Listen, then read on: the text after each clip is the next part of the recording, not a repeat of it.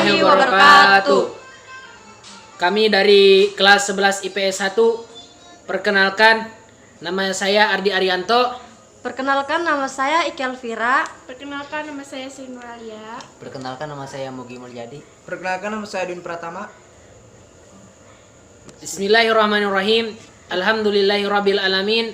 Assalatu wassalamu ala asyrafil anbiya'i wal mursalin sayyidina wa maulana Muhammadin wa ala alihi wa sahbihi ajmain, amma ba'du. Pertama-tama dan yang paling utama, marilah kita panjatkan puja serta puji syukur kita kehadirat Allah Subhanahu wa taala, yang mana atas limpahan rahmatnya kita masih diberi kesempatan serta kesehatan oleh Allah Subhanahu wa taala. Salawat serta salam tak lupa kita haturkan kepada junjungan kita, yakni Nabi bana wa nabiyana karim, Nabi besar Muhammad Rasulullah sallallahu alaihi wasallam. Tujuan kami membuat video ini adalah untuk membahas mengenai materi iman kepada Rasul Allah. Baik, untuk mempersingkat waktu, kami akan masuk ke materi yang pertama, pengertian iman kepada Rasulullah. Pengertian iman kepada Rasulullah Subhanahu wa taala.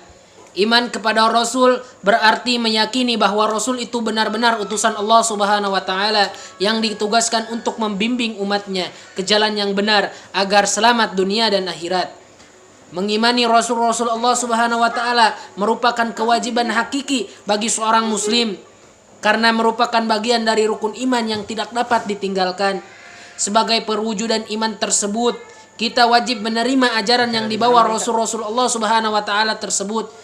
Perintah beriman kepada Rasul Allah terdapat dalam surah An-Nisa, surat keempat dalam Al-Quran, ayat 136, yang artinya, wahai orang-orang yang beriman, tetaplah beriman kepada Allah dan Rasulnya Muhammad SAW, dan kepada kitabullah Al-Quran yang diturunkan kepada Rasulnya, serta kitab yang diturunkan sebelumnya.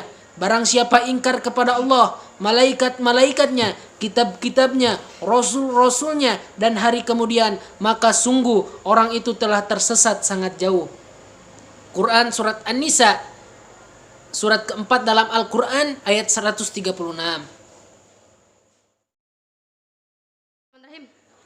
Perbedaan Nabi dan Rasul. Rasul adalah orang yang diberi wahyu dengan syariat baru. Rasul senantiasa memiliki kitab atau lembaran-lembaran syufu yang memuat syariat baru atau sebagian dari syariat Rasul sebelumnya. Sedangkan Nabi adalah orang yang diutus Allah menjalankan dan mengkokohkan syariat Rasul-Rasul sebelumnya. Nabi belum tentu memiliki kitab atau lembaran-lembaran suhuf. Jumlah Nabi dan Rasul itu banyak, hanya Allah yang mengetahui jumlah secara pasti. Namun, ada hadis Nabi yang menyebutkan jumlah Nabi dan Rasul tersebut. Sebagian Allah sebutkan kisahnya dalam Al-Quran, sedangkan sebagian lainnya tidak disebutkan. Allah berfirman dalam Quran surah Al-Mu'min ayat 78. Dan sesungguhnya telah kami utus beberapa orang Rasul sebelum kamu.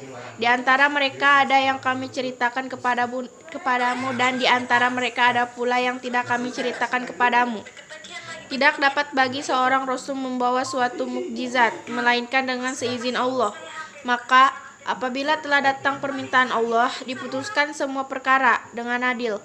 Dan ketika itu rugilah orang-orang yang berpegang kepada yang batil. Imam Ahmad meriwayatkan hadis dari Abizar radhiyallahu anhu bahwa Rasulullah sallallahu alaihi wasallam ketika ditanya tentang jumlah para nabi, beliau menjawab jumlah para nabi itu adalah 124.000 nabi. Sedangkan jumlah Rasul 315.000. Sementara At-Turmuzi meriwayatkan hadis dari Abizar radhiyallahu anhu juga menjelaskan bahwa Rasulullah Shallallahu alaihi wasallam menjawab jumlah para nabi itu adalah 124.000 nabi, sedangkan jumlah Rasul 312.000. Jumlah nabi yang mendapat gelar Ulul Azmi ada 5, yaitu Nabi Nuh alaihissalam, Ibrahim alaihissalam, Musa alaihissalam, Isa alaihissalam, dan Muhammad sallallahu alaihi wasallam. Sifat-sifat wajib, mustahil, dan jaiz para rasul-rasul Allah. Rasul sebagai utusan Allah Subhanahu wa taala memiliki sifat-sifat yang melekat pada dirinya. Sifat-sifat ini sebagai bentuk kebenaran seorang rasul. Sifat-sifat tersebut adalah sifat wajib, sifat mustahil, dan sifat jaiz. Sifat wajib artinya sifat yang pasti ada pada rasul. Tidak bisa disebut seorang rasul jika tidak memiliki sifat-sifat ini. Sifat wajib ini ada 4, yaitu seperti berikut. Yang pertama, as-siddiq. As-siddiq yaitu rasul selalu benar. Apa yang dikatakan Nabi Ibrahim alaihissalam kepada bapaknya adalah perkataan yang benar. Apa yang disembah oleh bapaknya adalah sesuatu yang tidak memberi manfaat dan mudarat. Jauhilah. Peristiwa ini diabadikan pada Quran surat Maryam surat ke-19 dalam Al-Quran ayat ke-41. Berikut ini artinya, dan celakalah Muhammad, kisah Ibrahim di dalam kitab Al-Quran, dan yang artinya, dan ceritakanlah Muhammad kisah Ibrahim di dalam kitab Al-Quran. Sesungguhnya dia adalah seorang yang sangat membenarkan seorang nabi. Quran surat Maryam ayat ke-41. Yang kedua, al-amanah. Al-amanah yaitu Rasul selalu dapat dipercaya. Di saat kaum Nabi Nuh alaihissalam mendustakan apa yang dibawa oleh Nabi Nuh alaihissalam, lalu Allah Subhanahu wa taala menegaskan bahwa Nuh alaihissalam adalah orang yang terpercaya, amanah, sebagai dijelaskan dalam Quran surat Asy-Syu'ara ayat 106 sampai 107. Berikut ini artinya, ketika saudara mereka Nuh berkata kepada mereka, "Mengapa kamu tidak bertakwa? Sesungguhnya aku ini seorang rasul kepercayaan yang diutus kepadamu." At-tabligh. Yang ketiga, at-tabligh. At-tabligh yaitu Rasul selalu menyampaikan wahyu. Tidak ada satupun ayat yang disembunyikan Nabi Muhammad SAW dan tidak disampaikan kepada umatnya. Dalam sebuah riwayat diceritakan bahwa Ali bin Abi Thalib ditanya tentang wahyu yang tidak terdapat dalam Al-Quran. Ali pun menegaskan bahwa demi zat yang membelah biji dan melepas napas, tiada yang disembunyikan kecuali pemahaman seseorang terhadap Al-Quran. Penjelasan ini terkait dengan Quran surat Al-Maidah ayat ke-67 berikut ini. Artinya, wahai Rasul, sampaikanlah apa yang diturunkan Tuhanmu kepadamu. Jika tidak engkau lakukan apa yang diperintahkan itu, berarti engkau tidak menyampaikan amanatnya, dan Allah memelihara engkau dari gangguan manusia. Sungguh Allah tidak memberi petunjuk kepada orang-orang kafir. Kecerdasan Rasulullah SAW. Al-Kisah. Sehabis kaum Quraisy membangun Ka'bah bersama Rasulullah SAW, mereka berselisih dan bertengkar antara satu suku dan suku lainnya soal siapa yang berhak untuk meletakkan Hajar Aswad di tempat semula. Masing-masing merasa lebih berhak daripada yang lain dan tidak ada yang mau mengalah. Kemudian mereka sepakat untuk mencari juru penengah. Mereka bersepakat siapa saja yang pertama kali muncul di jalan besar, dialah juru penengahnya. Tiba-tiba mereka melihat ada seorang yang muncul di jalan besar. Ternyata beliau adalah Rasulullah SAW. Telah datang wahai orang terpercaya. Al-am, kata mereka. Kemudian mereka menceritakan apa yang jadi persoalan mereka selama ini. Maka Rasulullah SAW meletakkan Hajar Aswad di atas kain dan mengundang para pemimpin mereka untuk memegang ujung-ujung kain itu dan diangkat bersama-sama. Kemudian Rasulullah SAW mengambil dan meletakkan Hajar Aswad ke tempat semula. Sungguh jalan keluar dan penyelesaian yang sangat cerdas yang diperlihatkan Rasulullah SAW yang hadapan kelompok yang bertengkar. Riwayat Imam Ahmad dan Abu Ishaq. Sifat yang keempat ada al-fatanah. Al-fatanah yaitu Rasul memiliki kecerdasan yang tinggi. Ketika terjadi perselisihan antara kelompok kabilah di Mekah, setiap kelompok memasakkan kehendak untuk meletakkan al-hajar al-aswad, batu hitam di atas Ka'bah. Lalu Rasulullah Shallallahu Alaihi Wasallam menengahi dengan cara semua kelompok yang bersengketa agar memegang ujung jari dari kain itu. Kemudian Nabi meletakkan batu itu di tengahnya dan mereka semua mengangkat hingga sampai di atas Ka'bah. Sungguh cerdas Rasulullah Shallallahu Alaihi Wasallam. Sifat mustahil. Sifat mustahil adalah sifat yang tidak mungkin ada pada Rasul. Sifat mustahil ini lawan dari sifat wajib, yaitu seperti berikut. Al-kisib, yang pertama al-kisib, yaitu mustahil Rasul itu bohong atau dusta. Semua perkataan dan perbuatan Rasul tidak pernah bohong atau dusta. Artinya, kawanmu Muhammad tidak sesat dan tidak pula keliru, dan tidaklah yang diucapkan itu Al-Quran menurut keinginannya. Tidak lain Al-Quran adalah wahyu yang diwahyukan kepadanya. Quran surat An-Najm ayat 2-4. Kedua, al-kiyanah, yaitu mustahil Rasul itu khianat. Semua yang diamanatkan kepadanya pasti dilaksanakan. Dalam Quran surat Al-An'am 106 yang artinya, ikutilah apa yang telah diwahyukan kepadamu Muhammad. Tidak ada Tuhan selain Dia.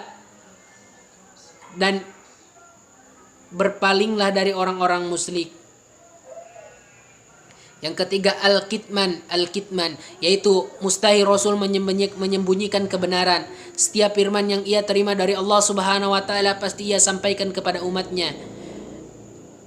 Dalam Quran surat Al-An'am ayat ke-50 yang artinya, katakanlah Muhammad, aku tidak mengatakan kepadamu bahwa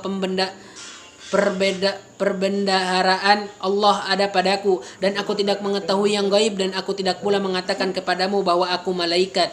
Aku hanya mengikuti apa yang diwahyukan kepadaku. Katakanlah, apa sama orang yang buta dengan orang yang melihat? Apakah kamu tidak memikirkannya?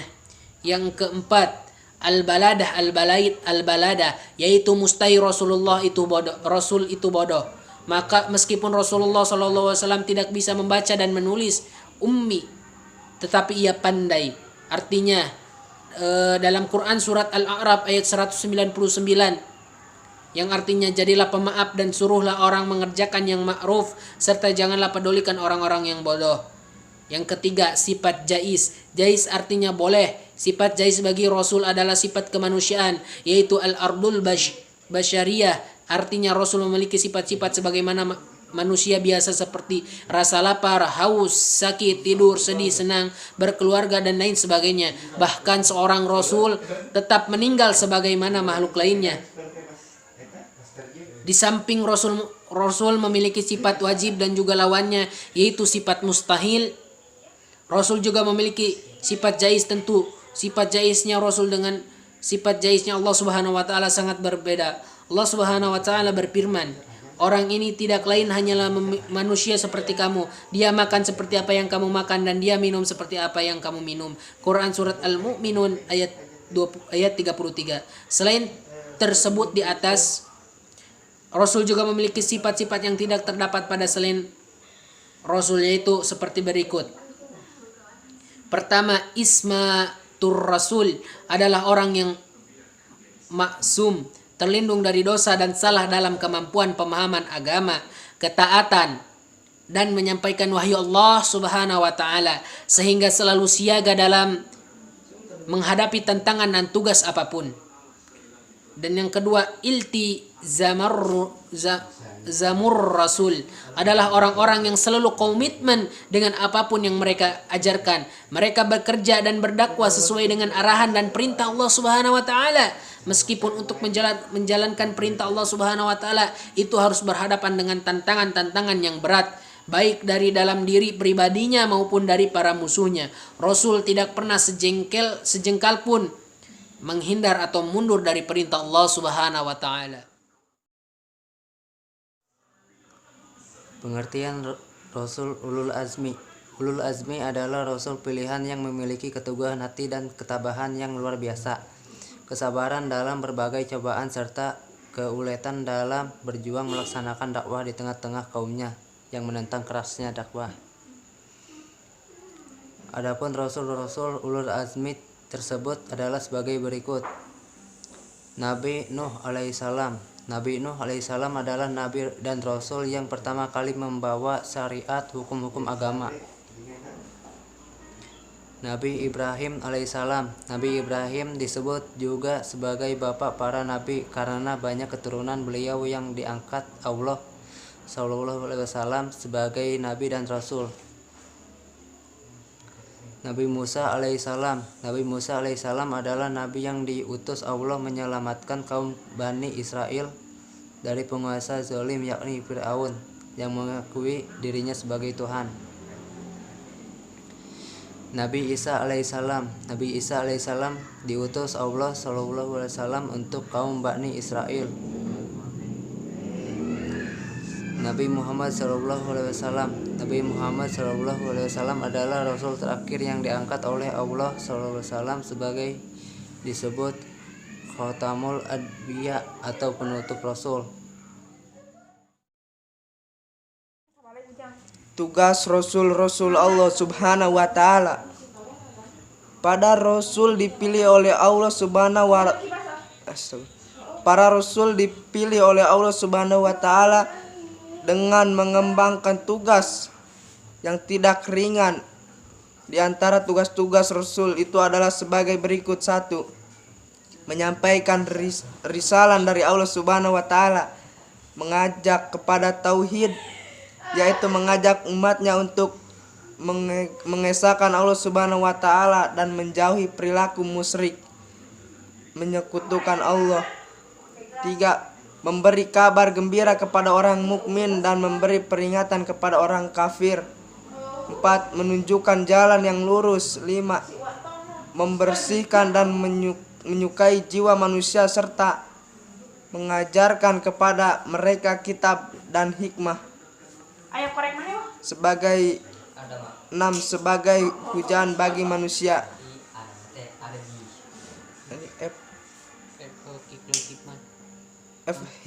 Hikmat beriman kepada Rasul Allah Subhanahu wa Ta'ala. Pentingnya orang Islam beriman kepada Rasul bukan tanpa alasan.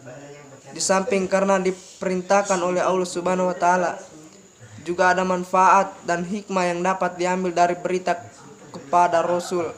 Di antara manfaat yang hikmah beriman kepada Rasul adalah sebagai berikut: makin sempurna imannya, terdorong untuk menjadikan contoh dalam hidupnya, terdorong untuk melakukan perilaku sosial yang baik, memiliki teladan dalam hidupnya. Firman Allah Subhanahu wa Ta'ala artinya, sungguh telah ada pada diri Rasulullah itu suri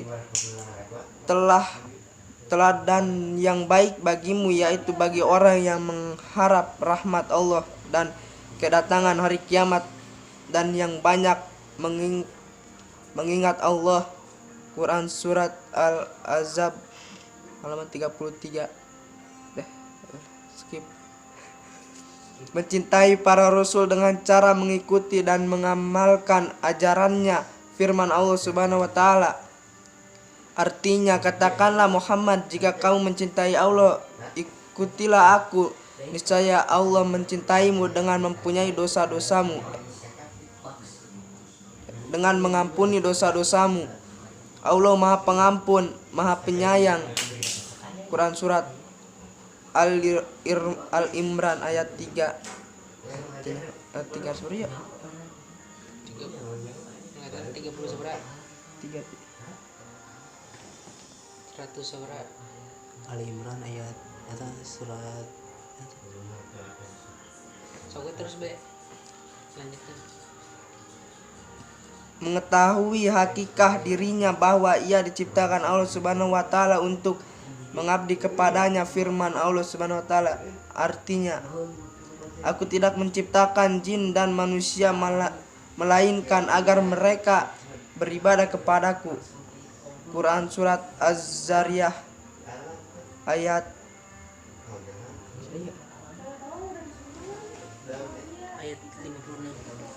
56.